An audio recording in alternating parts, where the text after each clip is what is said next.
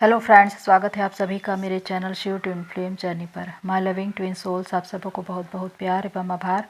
जितने भी नए सोल मेरे इस चैनल पर आए हुए हैं, मैं सभी का स्वागत करती हूँ। प्रियो, सबसे पहले मैं अपनी सोल फैमिली को जन्माष्टमी की बहुत बहुत शुभकामनाएँ देती हूँ। आप सभी खुश रहें, स्वस्थ रहें, सुरक्षित रहें, आपकी मनोकामनाएँ पूरी हो, आपकी आध्यात्मिक यात्रा पूरी हो, मैं ईश्वर से ही प्रार्थना करती हूँ। इस जर्नी में शिव शक्ति और राधे कृष्ण कॉन्सेप्ट दिया गया है जो बहुत ही महत्वपूर्ण है। अगर हम बात करें राधे कृष्ण कॉन्सेप्ट की, तो ये क्या संकेत देता है? राधे कृष्ण कॉन्सेप्ट दर्शाता है एक परमानेंट हार्मोनियस रियूनियन को, यानी कि एक ऐसा रियूनियन जिसमें हार्मनी है, पीस है, बैलेंस है, डिवाइन की प्रेजेंस है। चाहे आपका ट्विन कहीं भी रहे, दुनिया के किसी भी छोर में रहे, आप एक दूसरे से अलग हैं, अलग सिटी में या कंट्री में, लेकिन उसके बाद भी आपकी सोल एक हो चुकी है। जब डीएफ साधना करती है और अपने डीएम की सोल को अपने आप में मर्ज कर लेती है, जिसे हम सोल मर्जिंग कहते हैं, तो उस वक्त वो कंप्लीट हो जाती है, वो अधूरापन मिट जाता है और 3D में वो कभी भी अपने डीएम के पीछे नहीं भागती, उसकी नीड ही नहीं होती, क्योंकि उसने अपने ट्विन को अपने ही भीतर पा लिया। उसने जान लिया कि मैं कंप्लीट हूं, मेरा ट्विन मेरे ही भीतर है। तो इस जर्नी में आपका ट्विन कहीं पर भी हो, अगर आपने साधना करके अपने ट्विन की सोल को अपने आप में मर्ज कर लिया है, तो आपको सोल मर्जिंग मिल चुकी है, आपने 5D में एक पहुंच बना ली। अगर हम राधे कृष्ण कॉन्सेप्ट की बात करें, तो श्री कृष्ण जी पहले से ही जागृत थे, राधा रानी जागृत नहीं थी। और इसी वजह से एक बार जब राधा रानी ने श्री कृष्ण जी से कहा कि जब हमारे बीच इतना प्रेम था तो हमारी शादी क्यों नहीं हुई, उन्होंने जो भी कहा था वो एक 3D की मानसिकता है। लेकिन उस वक्त श्री कृष्ण जी ने कहा कि हमें शादी की क्या जरूरत, जब हम एक ही हैं, हम दो नहीं हैं, हम एक ही हैं। और उनके ऐसा कहने के पीछे कारण था आत्मिकता का भाव, एक 5D की मानसिकता, क्योंकि वो पहले से जागृत थे और वो अच्छे से जानते थे कि एक ऐसा समय आएगा जब राधा रानी भी जागृत होगी और ये बातें उसे समझ में आएंगी। और एक ऐसा समय आया जब राधा रानी जागृत हुई और जब वो श्री कृष्ण जी से मिली तो उन्होंने कहा कि तुमने बिल्कुल ठीक कहा था, हम दो नहीं, हम एक ही हैं। और ये कथन आत्मिकता का भाव है कि आत्मा एक है।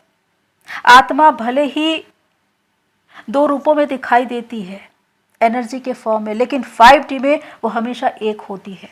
तो इस बात पर चिंतन करिए और विचार करिए प्रियो कि जो लोग कहते हैं कि ट्विन की शादी हो या वो एक साथ रहे तभी जर्नी पूरी होती है, तो राधे कृष्ण कॉन्सेप्ट क्यों दिया गया है? क्योंकि राधे कृष्ण तो इस 3D प्लेन पर एक साथ रहे ही नहीं हैं। श्री कृष्ण जी का अपना एक कर्मा क्षेत्र था, उनकी शादी रुक्मणी जी से हुई थी और उसे उन्होंने बखूबी निभाया है, लेकिन उसके साथ उन्होंने अपने प्रेम को भी पूरा किया है आत्मिक भाव में। और यहाँ पर दोनों ने ही, श्री कृष्ण जी और राधा रानी दोनों ने ही अपने प्रेम को पूर्ण किया, अपनी इस आध्यात्मिक यात्रा को पूर्ण किया और मोक्ष को प्राप्त हो गए, इसलिए क्योंकि उन्होंने अपने प्रेम को इस ऊंचाई पर पहुंचाया कि वो पूजनीय बन गया। जब तक प्रेम में शुद्धता नहीं है, पवित्रता नहीं है, आत्मिकता का भाव नहीं है, वो ईश्वर के सम्मुख पहुंचता ही नहीं है। जिस प्रेम में पवित्रता है वही ईश्वर को छूता है, वही ईश्वर बन जाता है, वही ईश्वर की नजर में पूजनीय होता है और ईश्वर भी उसे पूजनीय मानते हैं, क्योंकि प्रेम पवित्र है, ईश्वर पवित्र है। और जब आप अपने प्रेम को उसी आत्मिकता के भाव में पहुंचा देते हैं तो आप अपने साथी के साथ, अपने ट्विन के साथ एक हो जाते हैं, आपकी जर्नी पूरी हो जाती है। आपको मोक्ष मिल जाता है। इसलिए मैं अपने वीडियो में कहती हूँ प्रियो, कि चाहे आपकी शादी ही क्यों ना हो चुकी हो अपने अपने पार्टनर से, लेकिन उसके बाद भी आप अपने ट्विन के साथ एक हार्मोनियस रियूनियन में आ सकते हैं।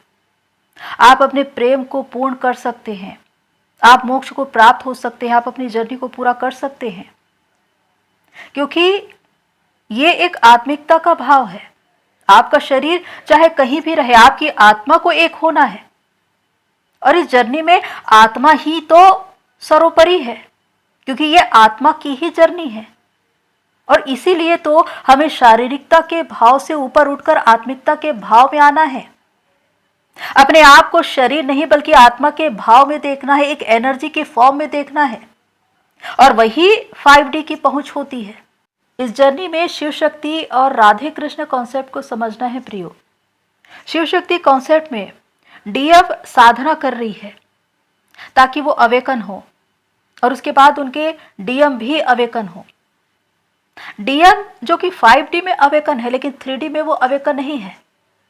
तो जब डीएफ साधना करती है, अपने भीतर कंप्लीट होती है, तो डीएम की अवेकनिंग हो जाती है। लेकिन राधे कृष्ण कॉन्सेप्ट में, जहां पर श्री कृष्ण जी पहले से जागृत है और बाद में राधा रानी जागृत होती है, तो इस जर्नी में कुछ मामले ऐसे मिलेंगे जिसमें डीएम ऑलरेडी जागृत होंगे। अगर हम बात करें ऐसे कपल जिनके डीएम सेलिब्रिटी है, बहुत से लोग उनके फॉलोअर्स हैं, और वो ऑलरेडी अपना सोल पर्पस कर रहे हैं। अब यहाँ पर डीएफ कहती है कि मैं तो अपने डीएम से मिली भी नहीं, लेकिन उसके बाद भी उनकी सोल मुझे जागृत कर रही है, वो उससे कनेक्ट होती है। लेकिन यहाँ पर आपको यही समझना है कि आपके डीएम ऑलरेडी जागृत है, वो अपना सोल पर्पस कर रहे हैं।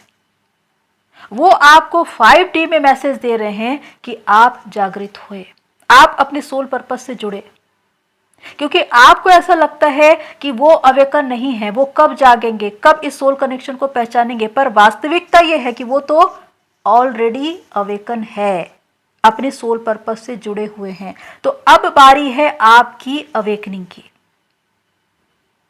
भले ही 5D में वो आपको अलग अलग तरह से मैसेज देंगे, वो आपको मोटिवेट करेंगे कि आप अपने सोल पर्पस से जुड़े, क्योंकि यही उनका उद्देश्य है कि आपको भी जागना है, आपको भी अपने सोल पर्पस से जुड़ना है। लेकिन अगर 3D की मानसिकता है तो आप हमेशा अपने डीएम की ओर देखते रहेंगे, चाहे वो कितना ही बड़ा सेलिब्रिटी क्यों ना हो, और आप यही सोचते रहेंगे कि क्या वो हमारे इस सोल कनेक्शन को पहचान पाएंगे, क्या कभी हम इस 3D प्लेन पर मिल पाएंगे। पर वास्तविकता में ये एक राधे कृष्ण कॉन्सेप्ट है, जिसमें आपके डीएम पहले से ही जागृत है और वो आपको जगाने की कोशिश कर रहे हैं। बहुत से लोग ये पूछते हैं कि जब हमारा डीएम जागृत होकर आएगा तो हमसे क्या कहेगा, वो हमारे बारे में क्या सोचता है, वो हमसे कैसे मिलेगा। ये बहुत आगे की बात है, क्योंकि यहाँ पर इस जर्नी में सबसे महत्वपूर्ण है समय, टाइम।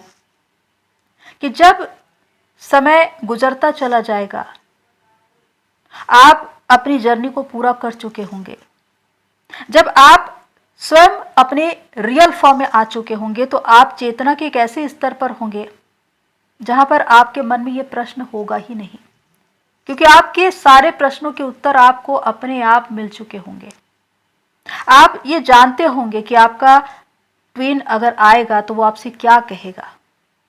इसीलिए ये जर्नी एक चेतना का स्तर है कि पड़ाव दर पड़ाव आप आगे बढ़ते जा रहे हैं, और जैसे जैसे आप आगे बढ़ते जा रहे हैं आपके प्रश्न लोप होते जा रहे हैं, क्योंकि आपके प्रश्नों का उत्तर आपको अपने ही भीतर मिल जाता है, और उस वक्त आपके भीतर कोई बेचैनी या व्याकुलता नहीं होती, आपके अंदर बहुत सारे प्रश्न भी नहीं होते। क्योंकि आप अपनी आत्मा से जुड़ चुके हैं। आपकी आत्मा में विद्यमान परमात्मा के द्वारा आपको उत्तर दिए जा रहे हैं, आप उन्हें समझ पा रहे हैं। इसीलिए उस वक्त आप बिल्कुल शांत हो चुके होते जब आपका ट्विन आता है। एक न्यूट्रल होने का भाव, समभाव, बिल्कुल बैलेंस, न सुख न दुख, न हंसी न खुशी, न रोना न आंसू। क्योंकि उस वक्त आप अपने आप को पूरी तरह से कंप्लीट मानते हैं। आपने अपने ट्विन को अपने ही भीतर पा लिया है। अब आप उन्हें बाहर ढूंढते ही नहीं हैं। अब किसी भी बात पर आप उनसे शिकायत नहीं करते, उन्हें ब्लेम नहीं करते, उन्हें जज नहीं करते, रिएक्ट नहीं करते, क्योंकि आप सच्चाई से रूबरू हो चुके हैं। मैंने क्या कहा था कल की वीडियो में? अगर सत्य को जानोगे तो सत्य तुम्हें स्वतंत्र कर देगा। और यही बात है कि जिस दिन आप उस पड़ाव पर होंगे, आप सच्चाई को जान चुके होंगे। इसलिए टाइम इज सो इम्पोर्टेंट कि समय आपको सब कुछ बता देगा। तो प्रियो, अंत में मैं यही कहना चाहती हूँ कि ये जर्नी प्रेम की दिव्य आत्मा की जर्नी इसलिए कहलाती है क्योंकि आत्मा ही सर्वोपरि है। भले ही हम अपने आप को शारीरिकता के भाव में देख रहे हैं, लेकिन अपने आप को आत्मिकता के भाव में पहचान पाना ही महत्वपूर्ण है। राधे कृष्ण कॉन्सेप्ट ये दर्शाता है कि चाहे आप किसी भी स्थान पर हो, अपने ट्विन से अलग हो, लेकिन अगर खुद पर काम करके उनकी सोल को अपने आप में मर्ज कर लेते हो तो कंप्लीट हो जाते हो, उन्हें अपने भीतर ही पा लेते हो। और यही मोक्ष है। आप अपने उद्देश्य से जुड़ जाते हो। आपके भीतर एक पीस, एक हार्मनी, बैलेंस, डिवाइन की प्रेजेंस होती है। याद रखिए प्रियो, प्रेम वही पूरा होता है जिसमें सच्चाई होती है, पवित्रता होती है। प्रेम वही ऊंचाई पर पहुंचता है, वही पूजनीय माना जाता है जो पवित्रता को धारण करता है। क्योंकि ईश्वर, वो परमपिता परमेश्वर डिवाइन प्रेम है, वो परम पवित्र है। इसलिए अपने प्रेम में पवित्रता बनाए रखिए। तो प्रियो, आज के लिए इतना ही। फिर मिलते हैं नेक्स्ट वीडियो में। तब तक के लिए take care and God bless you all. मेरी सोल फैमिली, आप सभी की जर्नी पूरी हो। एक बार फिर से जन्माष्टमी की बहुत बहुत शुभकामनाएं। खुश रहिए, खुशियाँ बांटिए, प्रेम बांटिए। राधे राधे।